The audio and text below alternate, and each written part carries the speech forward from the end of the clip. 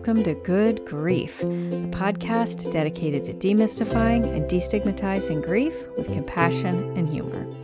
I'm Nikki. I'm an end-of-life doula and a grief coach in Columbus, Ohio. And today I have a very fun and interesting episode for us.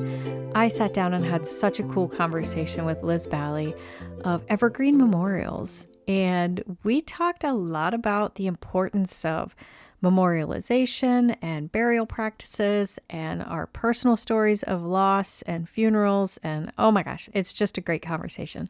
And I'm so excited for you to hear it.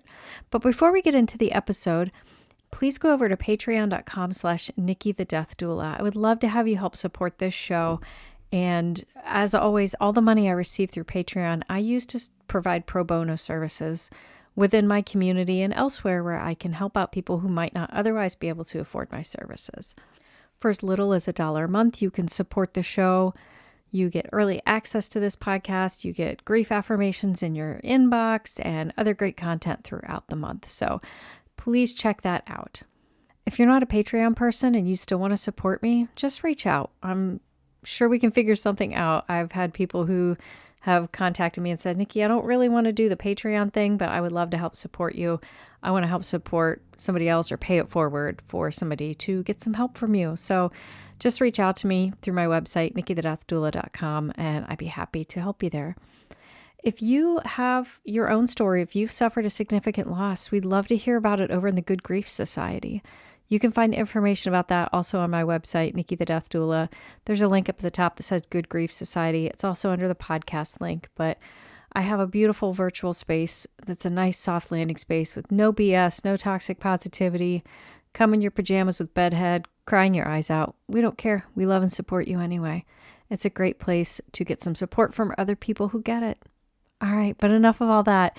You're not here to listen to all this blah, blah for me. So let's get on to today's episode with my interview with Liz from Evergreen Memorials.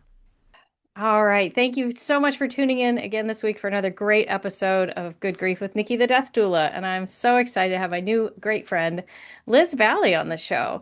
Liz, I like to let my guests kind of introduce themselves, tell my guests who you are and what it is you do, and then they'll know why I'm so excited to talk to you today.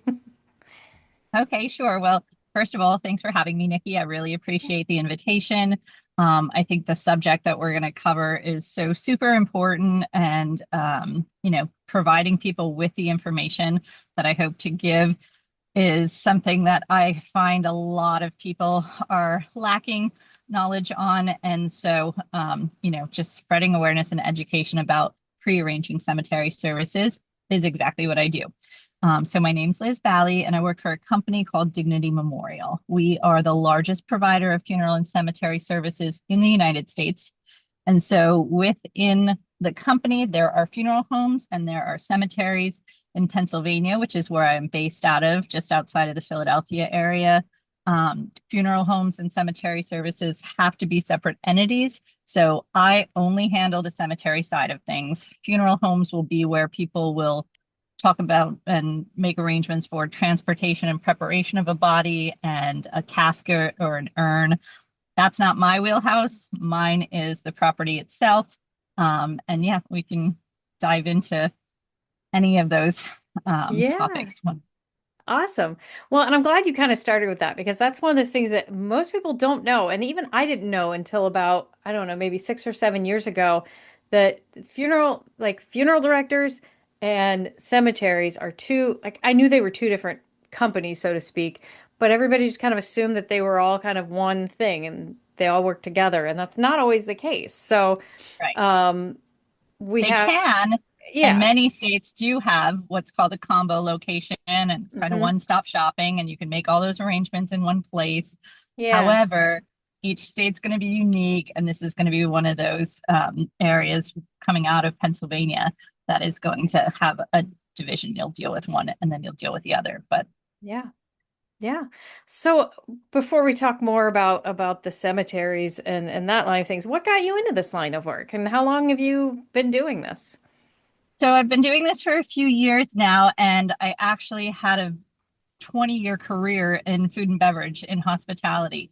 And I do find that that transition was a very smooth one. One of the things I did in the past was book banquets and events and weddings. And so this was similar in that this is going to be a 1 day event that's really going to require skills that are strong in being detail oriented, being able to really listen to a family about what's important to them.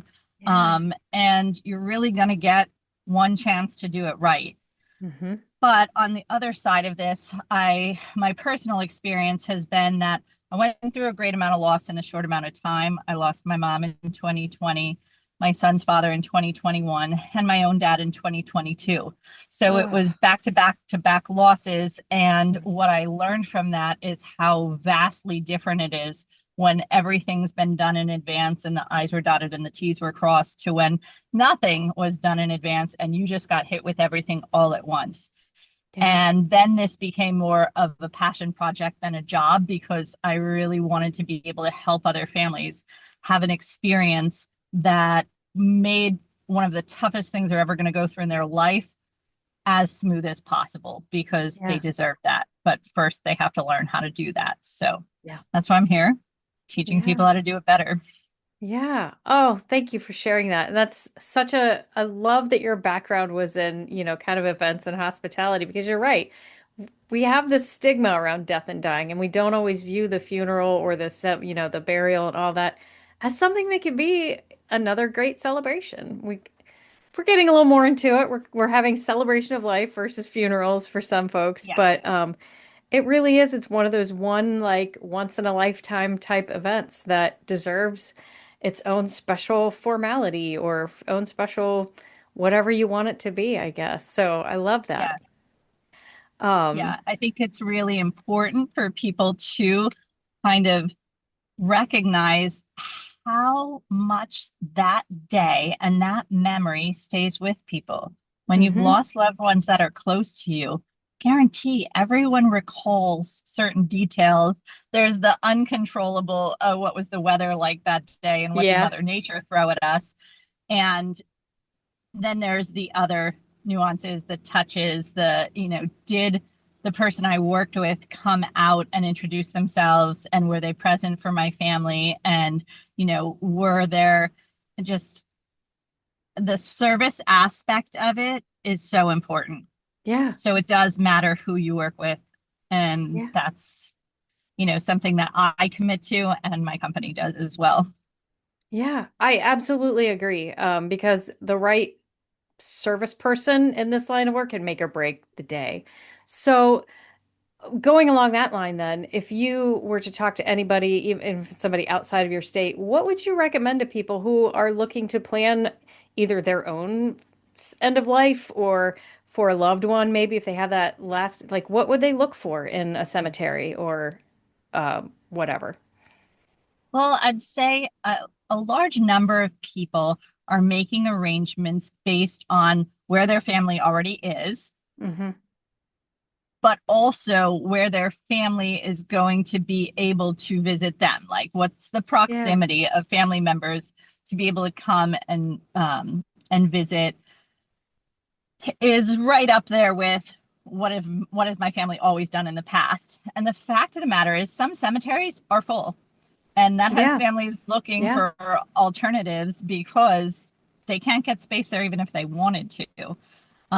So that's something that is important to just take that initial step and pick up the phone and make a call, which is so hard. It is always Yeah. that I'm going to do this today, as Right. opposed to if there's a top 10 list of things to do when they start the year off with their resolutions or whatever, Yeah. has a tendency to fall at like 11 or Yeah. 12 and until the Right. day you say, I'm going to tackle it.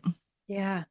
So, and I work with people who are end of life all the time, and I always encourage people to, if nothing else, have the decision made of what they want done with their remains, right? Yes. Even just the first and foremost, we're doing burial cremation, right? And then if you've got burial, Yep. where do you want to be? And like, because of things like that, like I think some people say, well, I'll just be at this cemetery, but they haven't made that arrangement, and then they can't get in, or it's too expensive.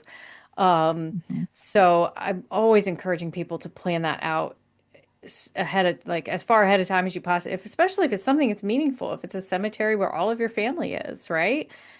Yes. Don't get locked out of that. Yeah. So I've heard arguments on both sides of prepaying for if your funeral space or your burial spaces and just having an account with the money set aside for family. So like, which do you typically recommend, A if hundred anything? percent, 100% prepaying in advance, Yeah. certainly with my company, is going to be your best route. And I'll tell you why. One is that the probably the largest advantage is that whenever you go to contract about that and you don't have to pay for everything all at once, we do set up our own financing. You can pay that out over time. You can put a minimum down payment down or whatever you're comfortable with, but you're locking in at today's prices. Right. And that is so huge because people were paying maybe half 10 years ago of what they're paying today.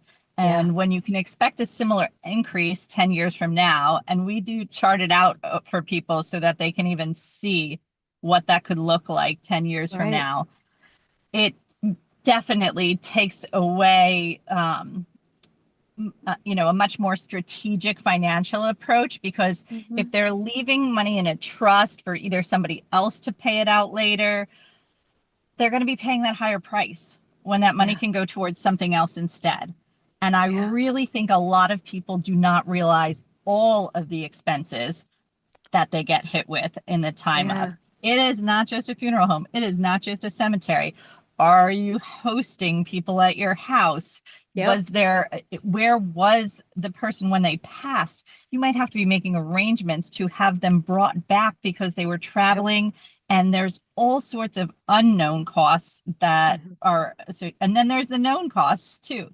So no Hmm. matter when it is, anything that you can do to chip away at that Yeah. expense later frees up those funds for you to put them where they belong.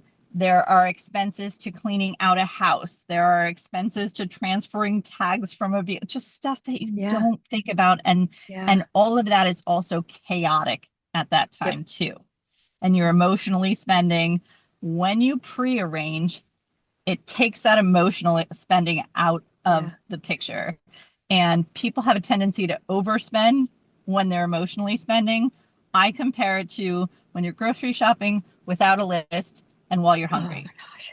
because you Yeah. never check with the rest of your family about what they would have wanted. Right. And so that's why that analogy seems to click for people, because they know they're emotionally spending and overspending when that happens. Yeah, absolutely. And I've heard so many tales and I've seen people either maybe not necessarily get swindled, but just make decisions they wouldn't have made because Yep. their emotions are high. And Yep. I know you and I are preaching to each other here, it's preaching to the choir about pre-planning this stuff, but I can never express enough how important it is because the last thing everybody always says, I don't want to be a burden to my family. Well, if you don't have any of this in place, guess what? You've just become a bit of a burden to your family because now they have to guess what you wanted and guess Yes. how much to spend. And it Yes. might not be honoring what you particularly want. Correct. And it's so what you're saying there is the other reason. There is such a thing as survivor guilt. It is real. They will be left wondering if they did right by you, if Yeah. they did enough, and that's not a decision I ever want to make for somebody, is whether or not they want to be cremated. Like, that's such a Yeah. huge and personal decision. Yeah. But when your Yeah. parent passes without there ever having been a discussion about it, or your spouse, or any, Hmm. like, that's what they're left doing, is Yeah. having to make a decision about whether or not. Yeah. And it's sad. It can Yeah. also drive people apart. I've seen Yep. siblings squabble over the most seemingly petty of Yeah. decisions to make, because again, it wasn't talked about, and grief can bring out really ugly things in people. And these were Hmm. people who seemingly had no problems getting along before, and then you drive this major wedge Yeah. because of how emotionally driven these decisions are. Yeah, absolutely. And I mean, my family is one of has had that experience. My brother died back in 2015 unexpectedly. He was young, he was only in his 40s. Mm, And for years, I I'm kept sorry. asking my parents, I'm like, please tell me what you want. If and when something happens to you, assuming I outlive you, let's hope that's the case. But like, I didn't even know if they want it buried versus cremated. Like, do we have a family Mm-hmm. plot somewhere? You have to tell me these things.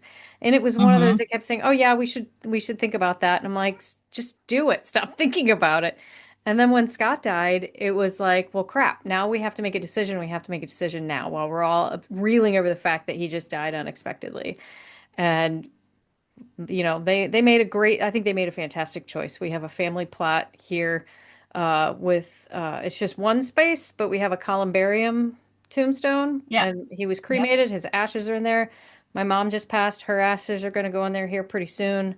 That's where my dad will go. I'm undecided, but my name's on the tombstone already. So, yeah. Well, I'm sorry for your loss with your brother and recently for your mom. And I definitely, similarly in my fortune, unfortunately, my grandmother had the forethought of buying plots for me and my four siblings and our spouses a long time Oh, ago because oh, she only had, wow. my dad was her only child, and it was important for us to all be together. Oh, And that's so beautiful.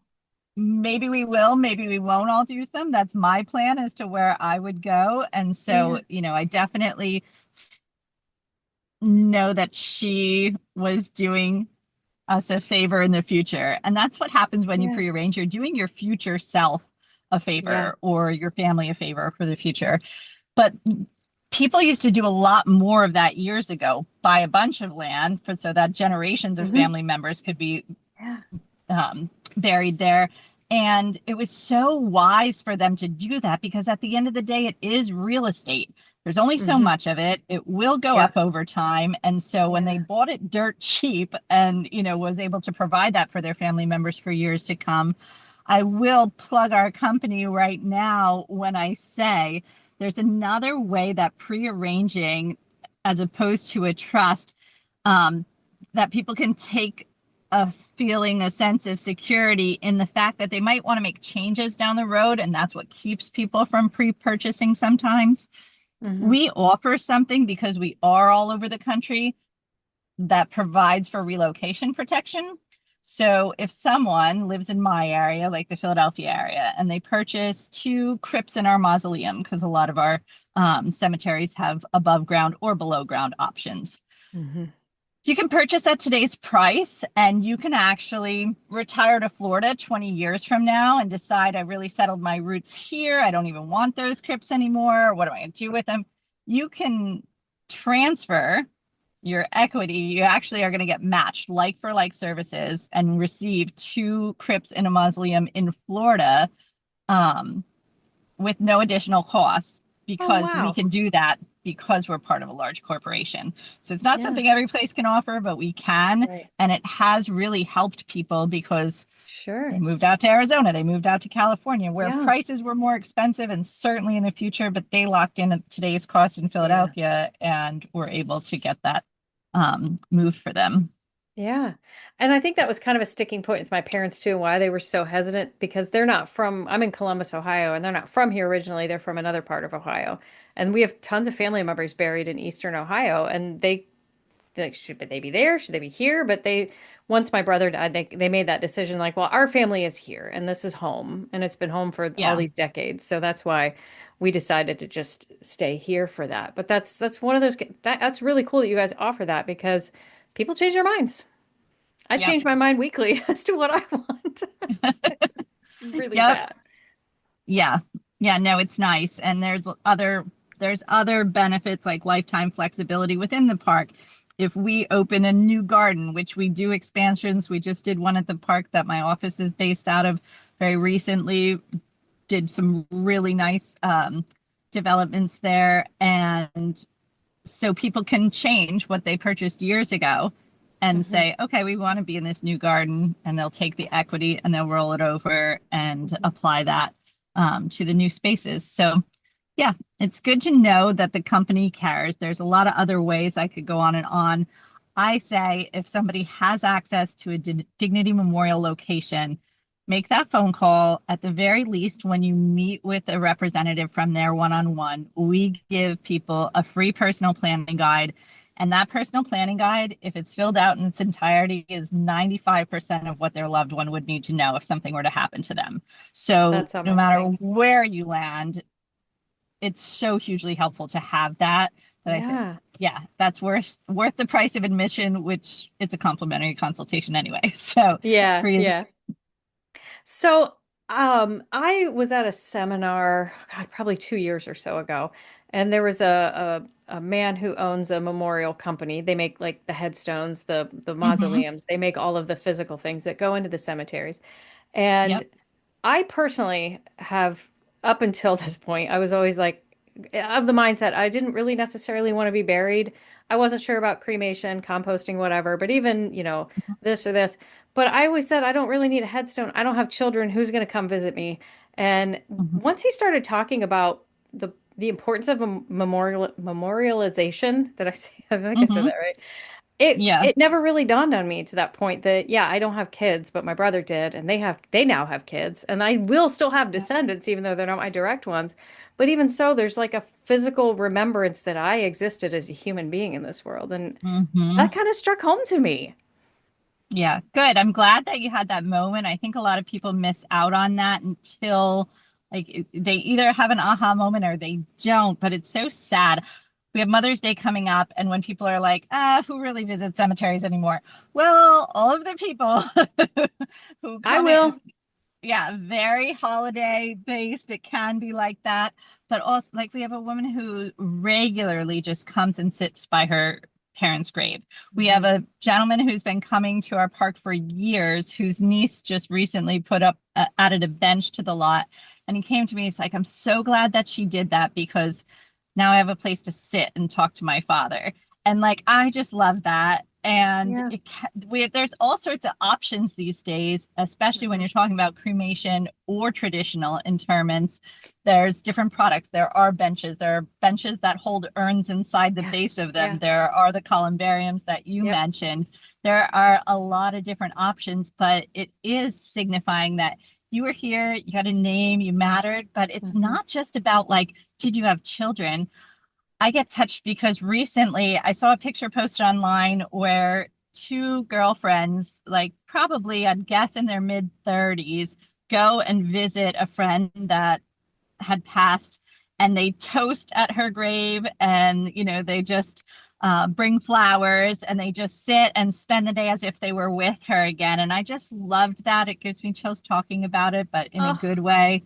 And so we've all lost somebody in what I would too soon is what people say when somebody passes away before they were, say, expected to, or yeah.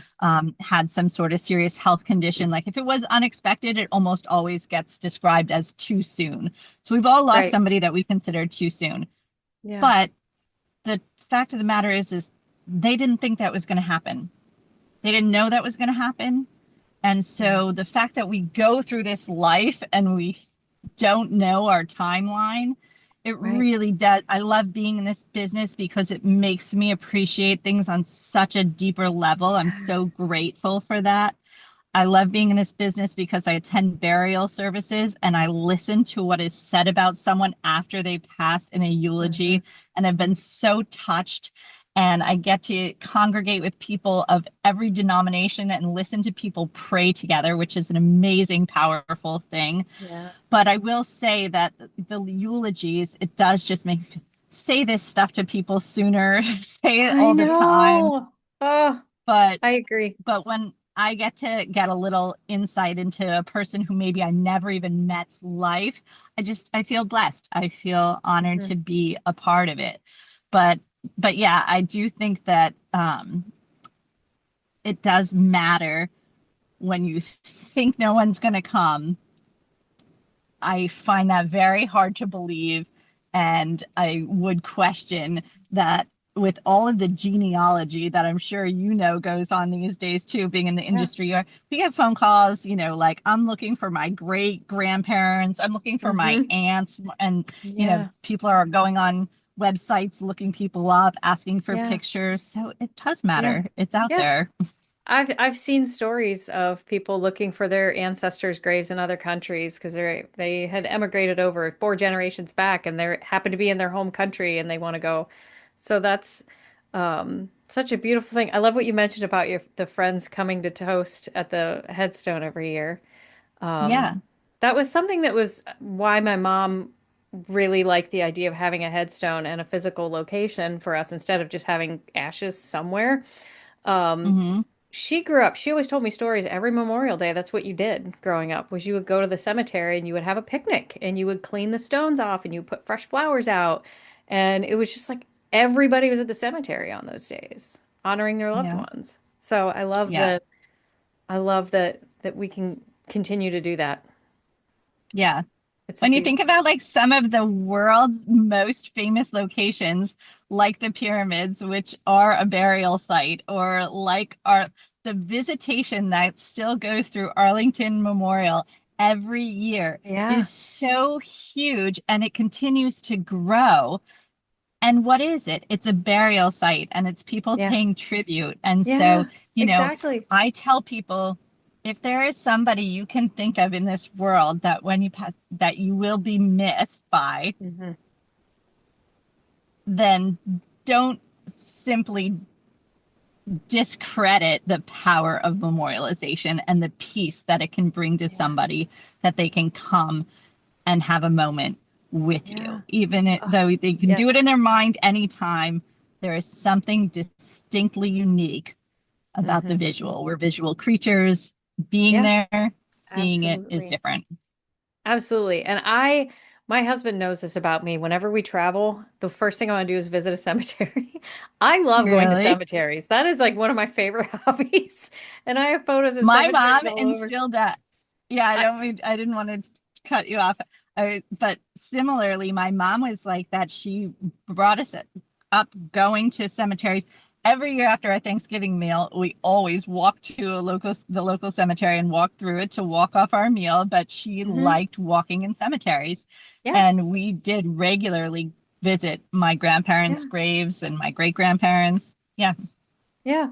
I love learning like the history of that area, particularly that cemetery, who's buried there. But if nothing else, I just like looking at really cool headstones. So I Yeah. like thinking someday, maybe 100 years from now, somebody's gonna walk by my family's headstone and say, "That's really neat. I wonder who those people were." You know? Yeah, I So, love when people get outside of the box and really personalize it in a special way. It can be with an yeah. emblem, it can be with a phrase or a Hmm. saying, but yes, like just uh, that detail that just Hmm. does make the person unique and can make the headstone unique and tie that together is really Yeah. meaningful. I've seen I don't know, maybe you probably know the name of it. There's maybe multiple companies doing this now where you can get a little QR code plaque to Hmm. put on your headstone and you can upload like a video or photos of the people that are there. Yeah.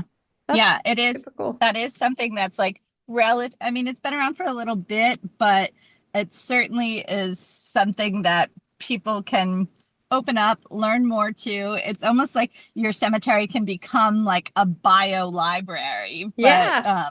yeah, Yeah. it is pretty neat. And like when you said about not just dumping ashes somewhere too, like it's pretty much illegal throughout. You're not supposed to dump ashes, certainly not in any fresh waterways.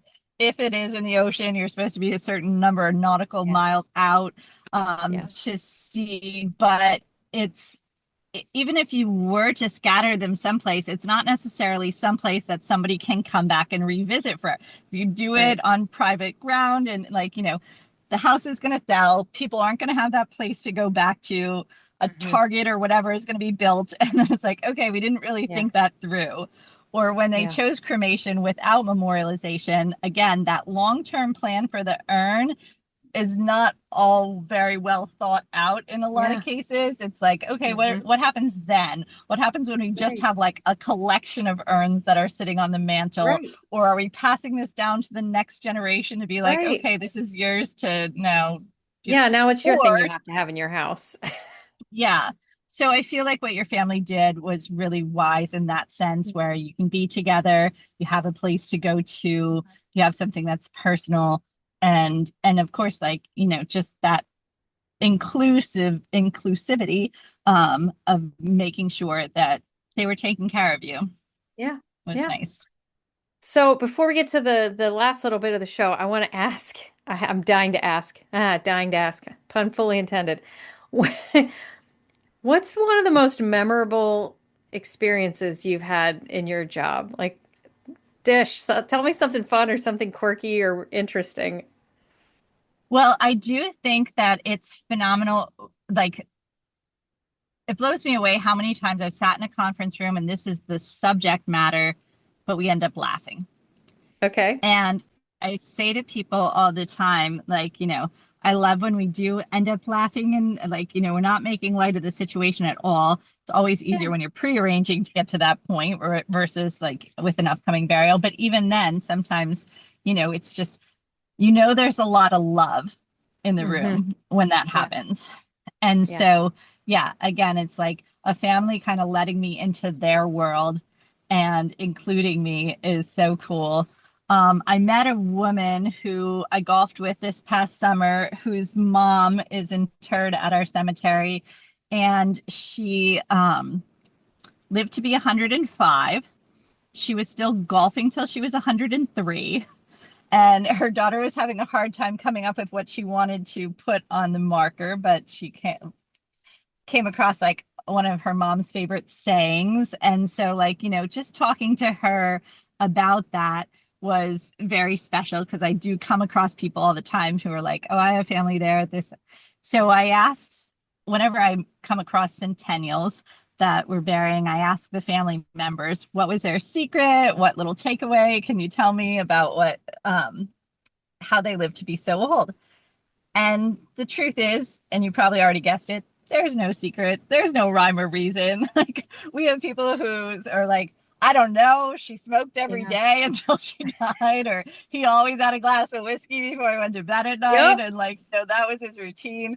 But I love the one family when they're like, well, my father would have wanted to tell you it's because he never went to the doctor.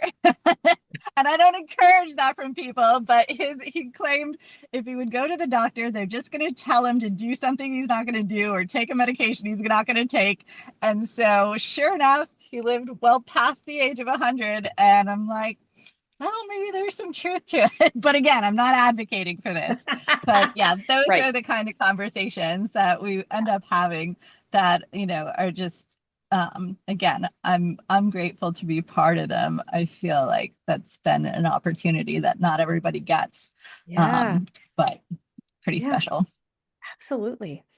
Okay, so I have a little tradition on my show. At the end of the episode, I pull a random card from the death deck. So I'm going to pull a card out of here. Okay. And have you heard of the death deck? No, I was going to say, I don't know the death deck, but I feel like this is now going to be the next thing I look up after Yes. hop off.